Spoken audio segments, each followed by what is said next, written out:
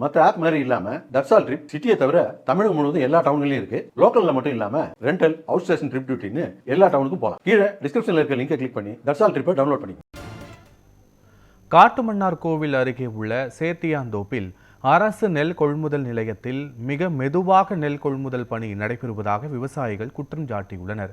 இதுகுறித்தான விவரங்களோடு எமது செய்தியாளர் மணிகண்டன் இணைப்பில் இருக்கிறார். மணிகண்டன், வணக்கம். மிக மெதுவாகத்தான் அங்கு நெல் கொள்முதல் செய்வதாக விவசாயிகள் குற்றம் சாட்டியிருக்கிறார்கள். என்ன காரணம்? பணியாளர்கள் குறைவா அல்லது கோணிகள் அங்கு குறைவாக இருப்பதாக சொல்லப்படுகிறதா? விவரங்கள் என்ன? கண்டிப்பாக பத்மநாபன், கடலூர் மாவட்டம் காட்டுமன்னார் கோயில் அடுத்துள்ள சேத்தியாத்தோப்பு குறுக்கு ரோடு பகுதியில் அரசு நேரடி கொள்முதல் நிலையம் செயல்பட்டு வருகிறது. தற்போது இப்பகுதியில் ஆயிரக்கணக்கான ஏக்கரில் சம்பா நெல் அறுவடை பணிகள் நடைபெற்று வரும் நிலையில பாத்தீங்கன்னா இந்த நெல்லை அறுவடை செய்த விவசாயிகள் இங்கு எடுத்து நாள் கணக்கில் வெட்ட வெளியில் கொட்டி வைத்து காத்திருக்கின்றனர். மேலும் இந்த நெல் கொள்முதல் நிலையத்தில் நெல் கொள்முதல் செய்யும் பணியானது மிக மெதுவாக நடைபெற்று வருவதால் விரைவாக நெல்லை விற்பனை செய்ய முடியாமல் விவசாயிகள் பெரும் கவலை அடைந்துள்ளனர்.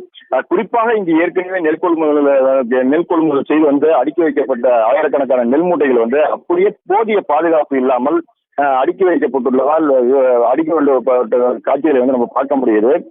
இதனால நெல்மணிகள் முளைத்து விட்டால் அதனை கொள்முதல் நிலையத்தில் விற்க முடியாத சூழ்நிலை ஏற்படும் என இதனால் சம்பா சாகுபடி சம்பா சாகுபடி இழப்பு ஏற்படும் என விவசாயிகள் தெரிவிக்கின்றனர்.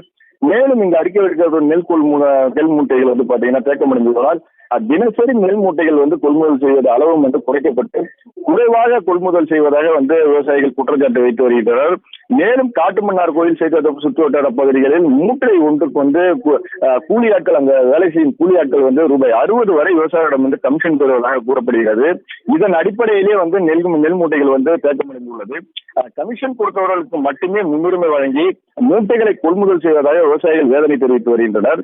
ஆகவே மாவட்ட நிர்வாகம் தலையிட்டு கொள்முதல் நிலையங்களை ஆய்வு செய்து கமிஷன் வாங்கும் நபர்கள் மீது நடவடிக்கை எடுக்க வேண்டும் எனவும் அதிகபட்சமாக ஒரு நாளைக்கு 1000 மூட்டைகளாவது கொள்முதல் செய்து விவசாயிகளை நெல் பாதிப்பு அடைவதை தவிர்க்க வேண்டும் எனவும் இந்த பகுதி விவசாயிகள் கோரிக்கை விடுத்துள்ளனர். பத்மநாபன், காட்சிகளோடு முழுமையான விவரங்களுக்கு நன்றி மணிகண்டன்.